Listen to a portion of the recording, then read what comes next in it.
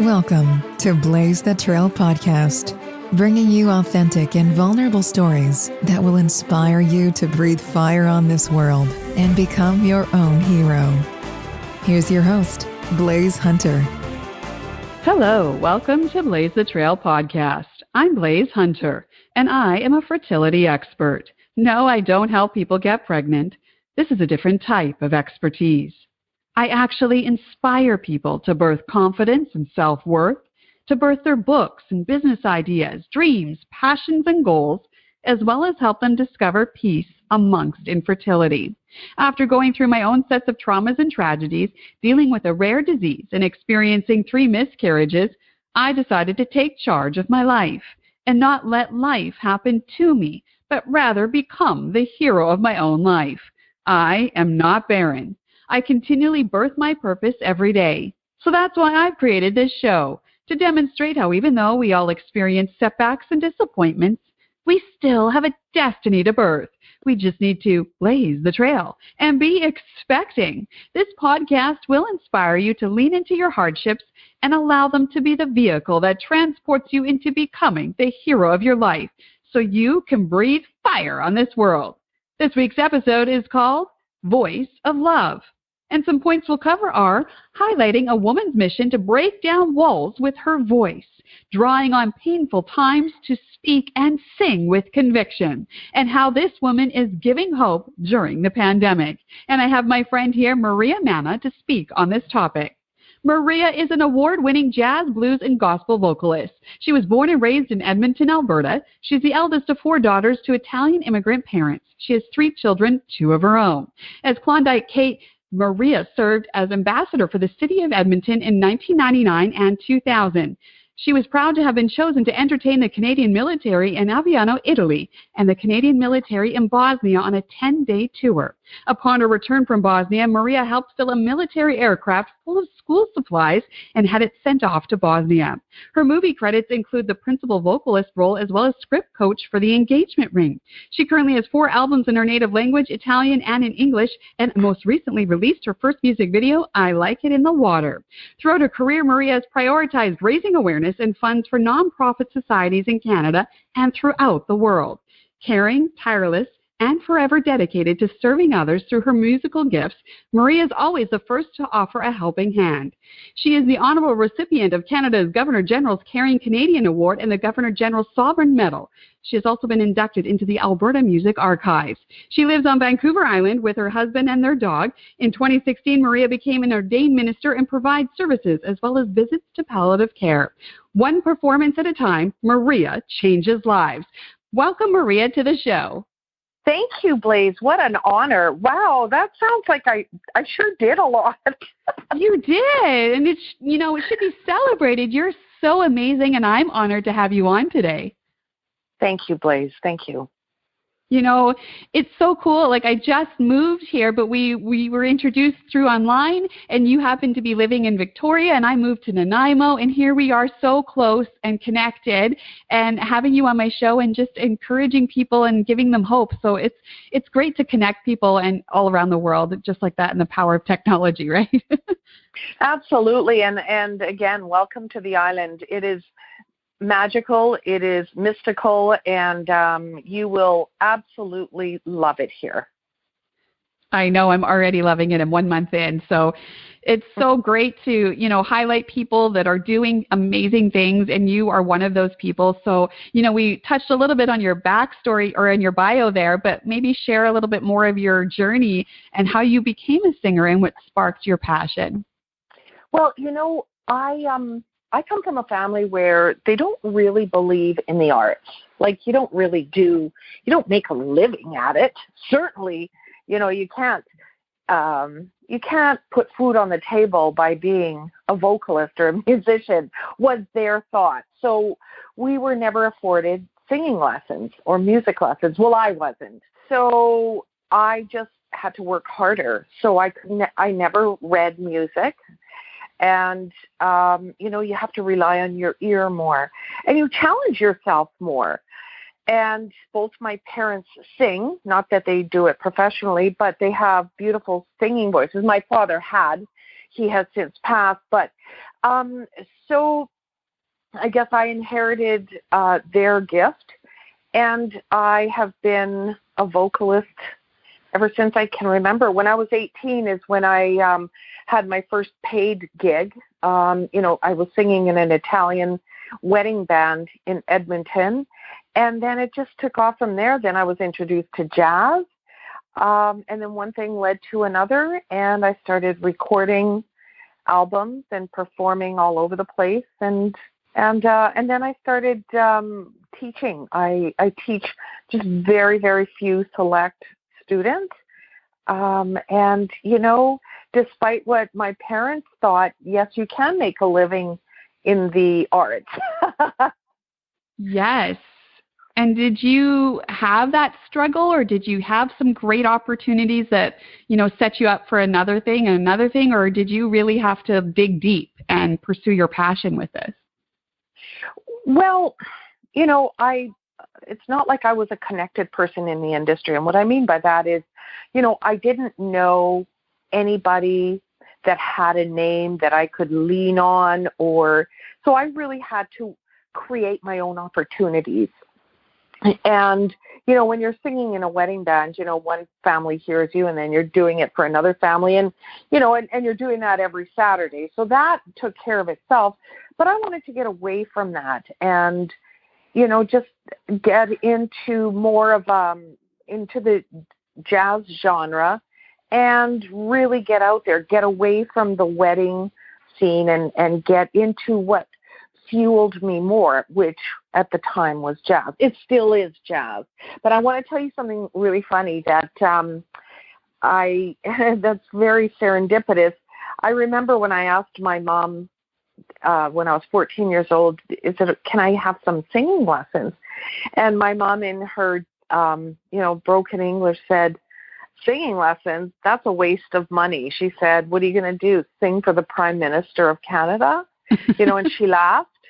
And then at the age of 17, I sang for the Prime Minister of Canada.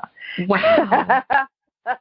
So I was 17, and the Prime Minister at the time was Pierre Elliott Trudeau, and I was singing with my school big band, and the teacher gave me the opportunity to sing at the Jubilee Auditorium for the Prime Minister. So it's funny because here I mean, we didn't have money, and we just, we didn't have connections. So I really, really had to work hard at it. And that's where you really learn so many virtues, patience, kindness, gratitude. You just learn because you've worked so hard, and you kind of suffer through it, and it just makes you a strong, resilient person. Well, definitely. And I think you need to have those challenges because it weeds out whether this is just a side thing, a passion, but not maybe your path. And so then it makes you have that resolute spirit. No, I want to pursue this and give it my all, and have that resolute spirit to continue on with your purpose and your passions, right? Exactly. And so, singing for the Prime Minister at 17, wow, what an accomplishment. Was that kind of your big break, so to speak, or did you have more things that kind of came at you later on that really developed your career and launched you forward? That actually got me nowhere. Really? No, it was, it was a coup. It was a feather in my cap. But it really wasn't. Nothing happened after that. But you know what, though? Here's the thing. It happened. I mean, there's a lot of things that happen in your life. Why would you remember that? Okay, yes, it was our Prime Minister, but that happened to me for a reason. And I think the reason was this. My mother kind of maybe tongue-in-cheek challenged me. What are you going to do? Sing for the Prime Minister? And then it came to fruition. Hard work, determination, practice. my teacher found me to be the most suitable person out of 50 kids. And so, it kind of taught me something. So that happened. Maybe it wasn't a break that artists would look for, but it was a lesson. And I learned from that you can go out there and get what you want. You work hard. Of course, you have to have some luck. But you work hard and it just might happen. So that's, and then moving forward from there, I mean, there's been amazing opportunities. I've worked with David Foster. I've worked with, I've had the opportunity to meet people like Paul Anka, Michael Bublé, but my thing is not, so many singers are out there they want to become famous. When I have students, I say to them, what is your goal? To be famous? Well, no, we're not going to go there. That is not a goal. A goal is to become a really great singer. A goal is I want to get to Carnegie Hall. I want to, those are goals. To become famous, rich and famous, well, that's just not a goal that I'm ready to, help you attain, because that's not how it works. So I've had these wonderful opportunities and experiences, but it was never to become a famous, rich celebrity personality. That just was never my goal. And because of that, I think I give off that vibe that people that are that have a celebrity status, when they communicate with me, they already know that. So they know I'm not this, person who is trying to use them to climb. I just do what I'm supposed to do. But then I'm also, a very spiritual person. I know why I'm here. I know, well, I don't know all, but I know a lot of the lessons that I need to learn as a human being, that my soul needs to learn here on this earth. And becoming rich and famous and a celebrity isn't one of them. Does that make sense? Totally. And that means you're coming from the right heart space, because, we can get caught up in material aspirations, but really it's getting back to, your soul purpose, your journey, the lessons we're supposed to learn, but always having that check system, like, is this from a heart space or is this from ego space, right? And we need to get back into that conscious kind of drive where we are checking and going, hey, I have this for the right reasons. I'm pursuing this for the right reasons. And I think you've done that, where it's not to be rich and famous, it's to pursue your passion. You have a gifting. We all have unique giftings. Let's tap into that and run our race, but coming from that heart space, right? Exactly. So here's one point or one case that I want to tell you about. When I auditioned for Klondike Kate, that was a 6-month audition period. It was grueling.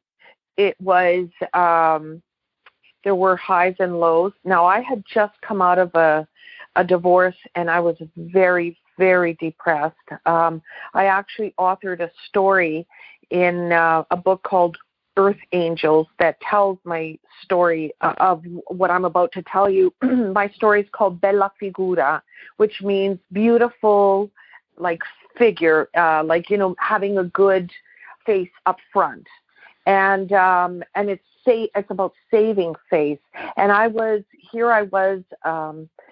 just out of a divorce in an Italian community, in a Catholic, Roman Catholic Italian community, where I was shunned. I mean, the Italians didn't want to have anything to do with me. My parents were embarrassed of me. And I just, there were times that I just thought, I just want to die. And someone suggested, why don't you try out for Klondike Kate? And so I took that advice, and I was auditioning, and someone said to me, why do you want to become Klondike Kate? And I said, because my mission on this earth is to try and help as many people as I possibly can. And if I am Klondike Kate, I will have a voice to speak for the less fortunate, the poor, the dying, the sick. people will listen to me because I will have a voice. And it just seemed like all the roads opened up. Everything opened up. Clearly, I won. And I won that year and then again the next year. And I just was able to help so many charities, so many organizations. And, if I am to become, even at my age of, I'll be 60 in February, if I am to become anything more than I am now, like in a celebrity status, it would mean that I would have more responsibilities to help charities and nonprofits, because that is my sole purpose. Oh, that's beautiful. And that's so true, is to, draw in on, no one wants to feel the challenges or pushback from family or anything like that, or feeling not good enough or feeling like you're not doing the right thing. But you know what? Those are great opportunities to drive us to have that mission and to create, our identity within that. And so I welcome that now. I used to never want to feel the rejection or people not understanding me, but I draw that in now because it really drives me to really be laser focused on what is my purpose. Why do I want to do this? And always hold the line on that. So I really applaud you for that and your honesty with that. Thank you. Blaise, and here's what I want to say to this audience right now that is so important.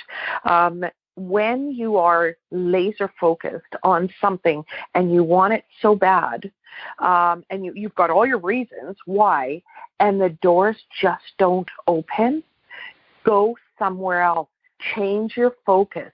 Go and try. Don't keep beating the cement wall that is not going to open up for you. You have to change your focus, because what will happen if you don't is you're hard on you. Then you start to look inside of you and say, I am not worthy. That's why it's not happening. It's not that. It's not meant to go that way. You have to change your focus and go about it another way, and go back to the drawing board and think, why is that not working, and what do I need to change to achieve whatever I want to achieve? That's really, really important, because it's happened to me so many times. I've had, smart alecky people say to me, you've been at this industry for a long time. How come you're not famous? And I say to them, I'm not. I thought I was. And I just joke, who has the guts to say that to somebody? But for me, it's, I have succeeded. I have achieved the goals that I've set out to achieve, and that's to help as many people as I possibly can. With a bigger voice, I could do more. But right now, this is where I am. This is where I sit, and this is why I do my the things that I do. My balcony performances, my Monday morning motivation. If it helps just one person, then all of the things that I've done for that particular day, for that particular performance, I have achieved the goal. Oh, I love that. And I can feel the love coming from your voice right now, from the airwaves of you helping people, because yes, don't beat the dead horse. Don't keep, getting bloody through that wall. But there's a thing there, because sometimes people are like, oh, that's a sign that that's not my purpose. And they hit eject, and then they become complacent or go through the motions or lose their passion. And that's not what we want to encourage. We want to encourage, just change the approach. If this is your purpose, it's going to be tough. You're going to get bloody going through that wall, but maybe there's a different wall to go through first versus the one you keep pounding on, right? Because we don't want to miscarry our purpose. We need to still birth that, but maybe change the approach, change the idea, change something, adapt, right? Exactly. And so I hear the love from you. I see how you are pulling from that heart space and injecting that into your mission and your singing. And I've heard you sing online. You sing with such depth and conviction. And I truly believe when people project that much power and strength from within, it comes from a pain. Now, I have heard some other podcasts. You have spoke openly about your child's suicide attempts. Has those experiences impacted your voice, and in what way? So that was my stepson. So in 2000, I met a beautiful man and married him. And he had a troubled son, and he was 11 years old at the time. The child attempted suicide at the age of 11, and then another 2 times. That was very trying. I thought about this question, and I have to say this, that I'm a mom. Before I'm anything, I'm a mom. I am a mama to whoever needs me. And when I got into the relationship with my husband, the first thing I did was mother that child. Mm-hmm. And when I perform, I don't sing from experience and pain I endured. I believe that, Blaise, every song is a story.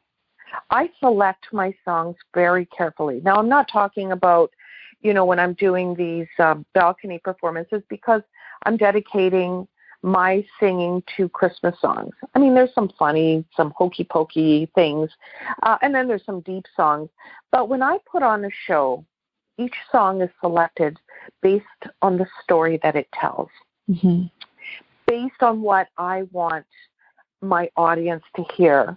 Most of the time, I am reaching out to people who need something. Most of the time, I end up preaching a little bit. I say I get a little MLK. I get a little Martin Luther Kingy. Nice. And just get a little bit gospel-y there.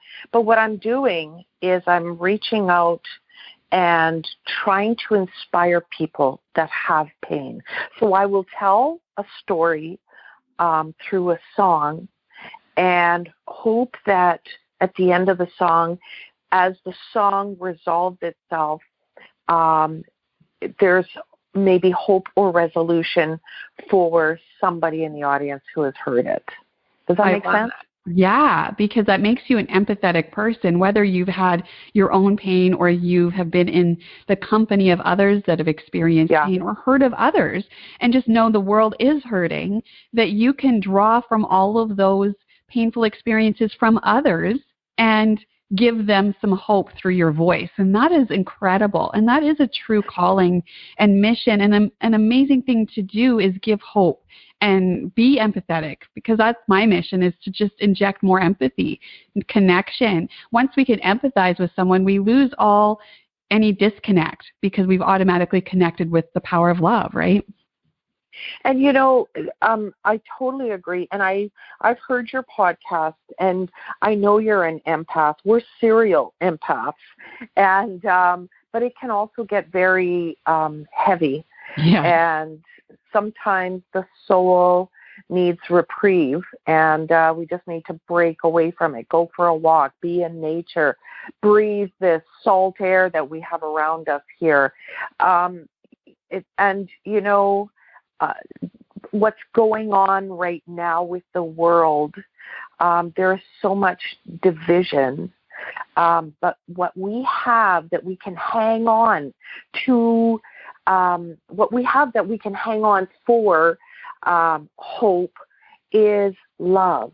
And if we continue to love, yes, we can't touch each other. Yes, we're basically isolated. But love is an energy that cannot be killed. Love is an energy that no wall, no isolation can stop. That energy can penetrate anything. And if you just keep emitting that energy of love, this world will continue with that as the big ball of love that it was intended to be. So let's continue to hang on to each other and love each other and, try to trample the division with love. Oh, that's so inspiring. I love that. And, just how you said before anything else, you're a mama.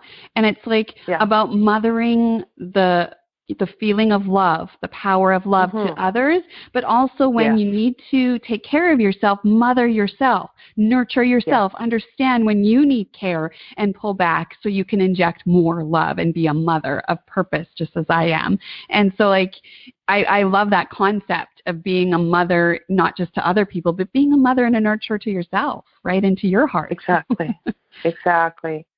Exactly. And as empaths, we sometimes forget about that. Yes. It's hard to break away. It really is, to just walk away and say, I need some me time right now. That's probably my toughest thing to do, because I'm always taking care of somebody or something.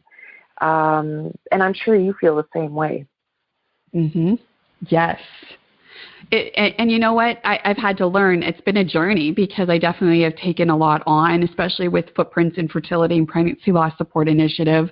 You take everybody's stories on and their pain and their loss. And it was very hard, because I was going home processing other people's miscarriages and infertility. Right. And I have my own that I'm processing, right? But I had to learn to I am empathetic, but I don't take it on. It's not my grief, but I can be empathetic. But that was a journey in itself for me to learn how to have that,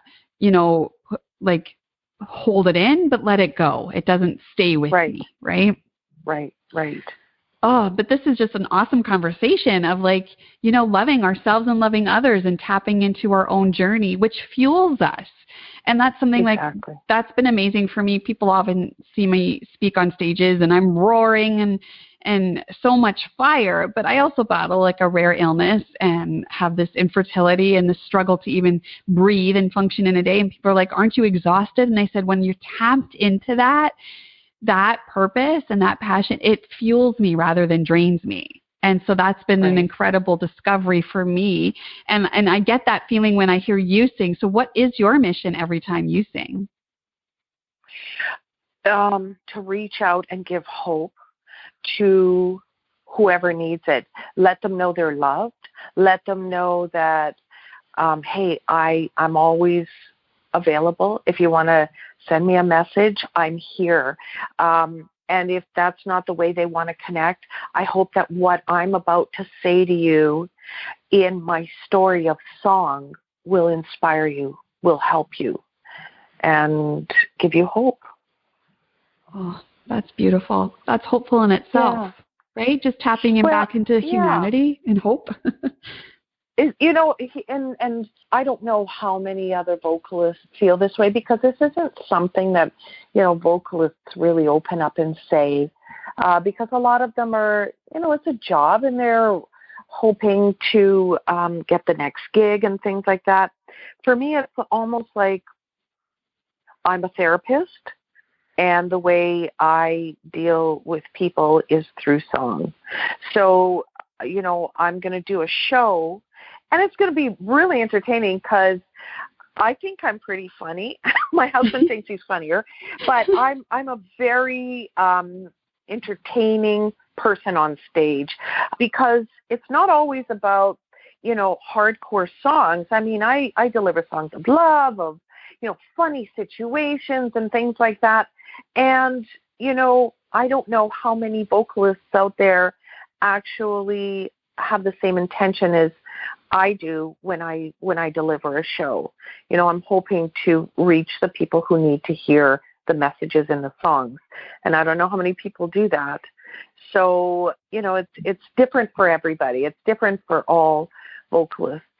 And, It is. And, that's the beautiful thing about, making it personal for you, right? And so, we're in the middle of a pandemic. My business is affected. My husband was laid off. That's why we moved to BC.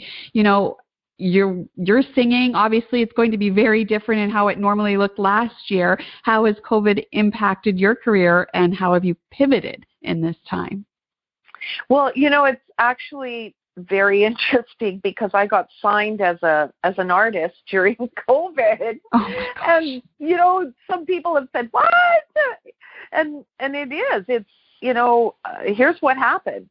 I started doing my balcony performances, and Facebook was starting to shut me or to mute me because I wasn't asking for the copyrights of the songs. But so what I ended up informing Facebook about was that I was paying for the tracks that I was using to sing these songs. So ultimately, the artists or whatever, they have to deal with that. I pay a monthly payment. Anyway, so it gets resolved. But as I put this out on Facebook, a record label contacts me and says, hey, why don't you just go get the copyright of all the songs? And I said, no, I'm not, because I'll pick the songs, the show's at 7, I'll pick the songs sometimes as late as 6 o'clock in the evening, right? So I don't know what I'm going to be singing tomorrow. So then he said, hey, do you have any original material? And I said, yeah, I've got some stuff. And he said, send me what you've got. And I said, I've got a funky little song that I wrote 15 years ago with a friend of mine. I said, I'll send it to you. And he says, yeah, well, I won't listen to it tonight. He was living in Ontario. And I said, okay, yeah, whatever. So the next morning, I look at my phone, and it's so many times he tried calling me, emailing me, texting me. So I thought something had happened. And I said, hi, what's going on? And he said, oh, my God, you have a number 1 hit. I want in. I said, you're kidding. And he said, no, this is a hit, Maria. It's a great song, and let's do it. So got signed on the spot for that song, and so that happened during COVID. And, and then just doing my performances online at Herman's Jazz Club, and just reaching out and trying to help people. I just always think that I'm stronger than most, or, I just think that I can endure more than most people. So I get out there and I just say, here are my shoulders. You guys can lean on me. What can I do for you? And that's why I did my 75 consecutive shows without, I didn't make any money from that. And then the money that we did make for online shows was very, very small. So it's not about the money, but it's kept me busy. For sure. That's amazing. Mm-hmm. And like, I love that you continually, like you said earlier in this show about don't beat the dead horse. Like, you've changed different approaches. You've adapted to COVID, and poof, you got a deal out of it just because you continue to adapt and you don't get discouraged by the challenge, but you turn the challenge around. Right. And so I love hearing that. And, I had shows canceled. I was supposed to have 2 big band performances in Italy in November. That was canceled. 2 big band performances with double Grammy winner Diane Shure. Those 2 shows were canceled. Like, there were major things that were canceled. I also created the BC Vocalist Society, and but of course, the workshop that we had created got canceled. So there were a lot of things that got canceled, but, you just pivot. And when you learn to reinvent yourself, you will never die. Yep. You know what I mean? You just continue to, if the road changes, go with the road. Just swerve. You need to learn how to pivot when things shift, and you'll never be disappointed. Just go with the flow. Yes, I love that. Oh, this is so exciting. So what's next for you? What are you working on for the new year, 2021? Can't believe it already. And how can people reach you and connect with you? So I'm working on a big band show, if that's going to happen next year. It's a tribute to Judy Garland, one of my favorite vocalists. So I'm working on that. If, God willing, I'd love to have my Italian my 2 shows in Italy, and those are Natalie Cole tributes.